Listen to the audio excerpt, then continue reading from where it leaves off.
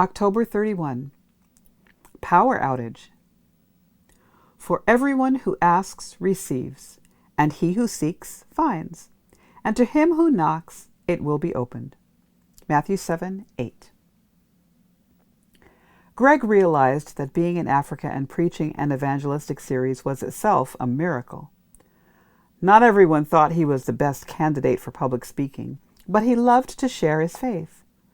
He wanted to believe that working with members of a congregation to try to reach their community with the love of Jesus would be as good for him as it would be for them. And as he had never been to Africa, this seemed like the perfect opportunity for several important factors to coalesce in an exciting, soul-winning project. But Greg had his doubts. Could God really use him to reach people with the gospel? The church was at the far north of a major urban center, on the edge of a newly developed area with limited infrastructure, poor roads, and high unemployment.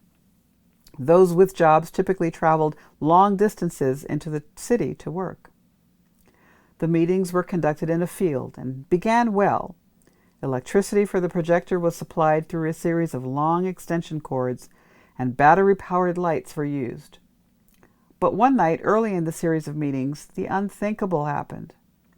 Greg's projector stopped working partway through a sermon.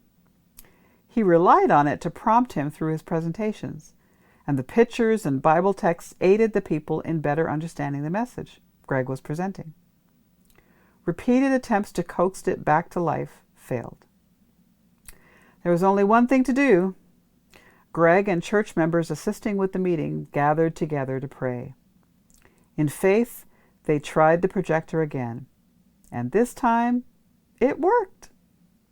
Greg rejoiced, and the church members were happy, and the visitors to the meeting were glad they could continue to hear the Word of God.